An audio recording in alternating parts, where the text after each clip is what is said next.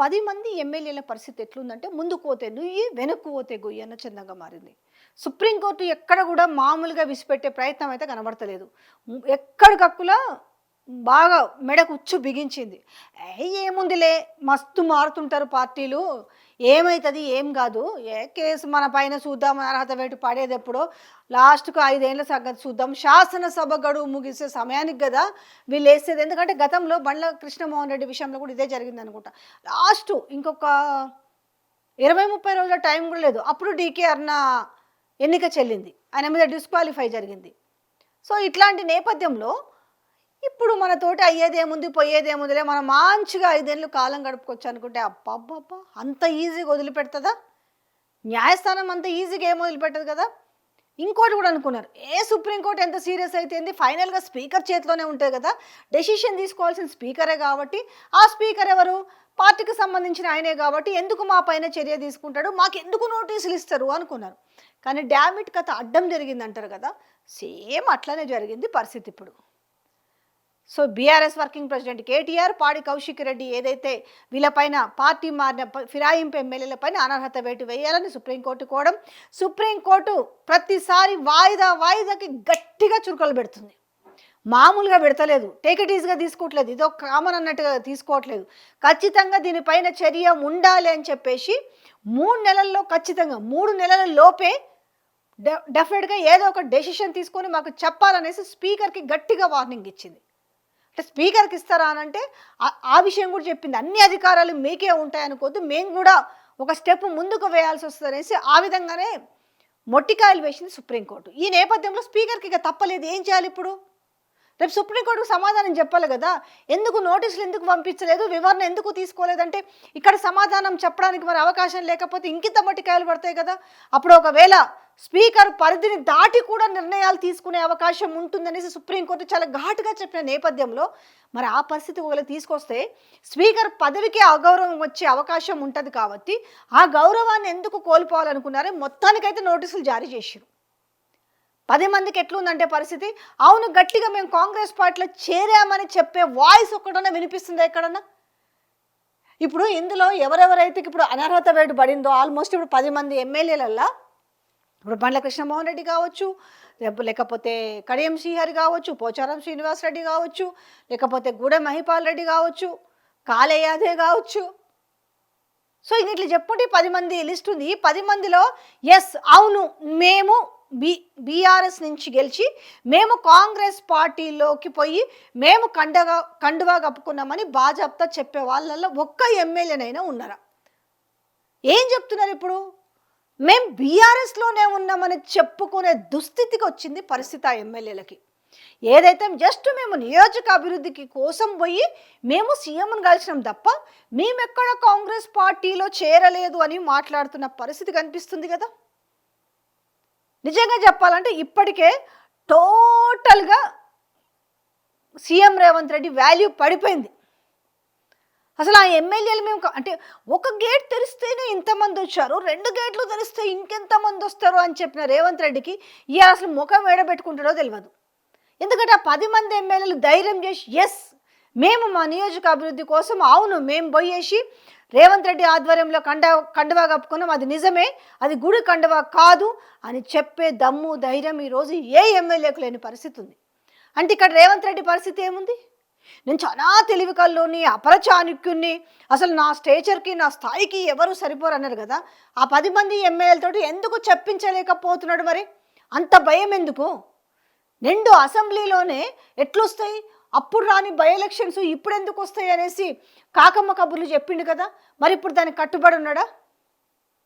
ఇంకొక మాట, PCC chief ఏం మాట్లాడిండు? అవును మా అభివృద్ధి పనులు నచ్చి 10 మంది ఎమ్మెల్యేలు వచ్చి కాంగ్రెస్ పార్టీలో చేరిండ్రు అన్నారు. రేపు ఏం సమాధానం చెప్తారు? ఈ వీడియో క్లిప్ని తీసుకుపోయి మరి సుప్రీంకోర్టులో చెప్తే లేదు దాన్ని అంతా కూడా మార్ఫింగ్ చేసిరని చెప్తారా? ఒక్కటే మాట, ఇవాళ చాలా ఇదిగా పోయినరు కదా 10 మంది ఎమ్మెల్యేలు. ఆ 10 మంది ఎమ్మెల్యేల గురించి ఈరోజు ఏ ఒక్క కాంగ్రెస్ మంత్రి ఈరోజు సమాధానం చెప్పగలుగుతారా? ఎందుకు ఈరోజు అబద్ధాలు చెప్పే పరిస్థితి ఎందుకు వచ్చింది కాంగ్రెస్ ఎమ్మెల్యేలకి? వాళ్ళ నోటీసులలో ఇప్పుడు నోటీసులు అందుకున్నారు. సింపుల్ వే ఏం సమాధానం చెప్తారు? మేము పార్టీ మారలేదు అని అంటారు కదా. పార్టీ మారలేదు అనడానికి దానం నాగేందర్ నిజంగానే బాహటంగా వచ్చి గుండె మీద చెయ్యి వేసుకొని అసలు నేను బీఆర్ఎస్ ఎమ్మెల్యేనే, నేను కాంగ్రెస్లోకి చేరలేదు అని చెప్తాడా? అలా చెప్పించే దమ్ము ధైర్యం ఈ రాష్ట్ర ముఖ్యమంత్రికి ఉన్నదా? లేదు ఏ మంత్రికైనా ఉన్నదా?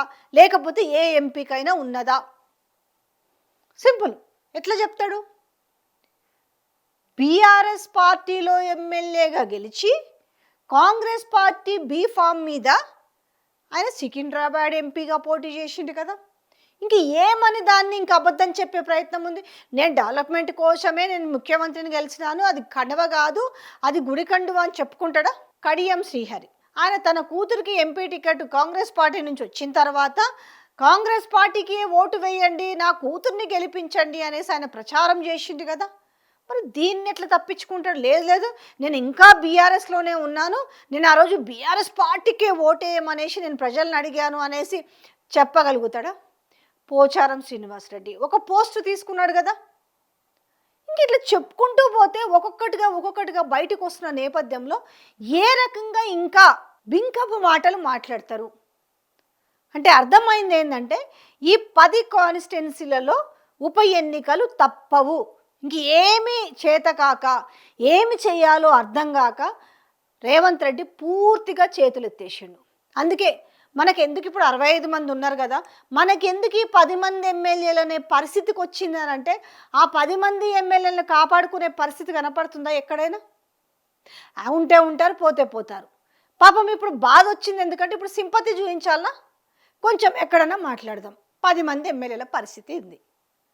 ఈరోజు 10 మంది ఎమ్మెల్యేల పైన అర్హత వేటు పడితే మరి 10 మంది ఎమ్మెల్యేలకు బీ ఫామ్ ఇస్తారా? పోనీ కనీసం ఎస్ ఈ 10 మంది ఎమ్మెల్యేలకు మేము బీ ఫామ్ ఇచ్చి ఈ 10 మంది ఎమ్మెల్యేలు మేము గెలిపించుకుంటామనే చెప్పే ఒక మెసేజ్ పాస్ చేయడానికన్నా ముందుకొచ్చే ధైర్యం ఉందా? అది కూడా లేదు. ఎందుకంటే ఈ 10 మంది కాన్స్టిట్యున్సీలలో ఆల్రెడీ వీళ్ళ కాంగ్రెస్ కంటెస్టెడ్ ఎమ్మెల్యేలు ఉన్నారు.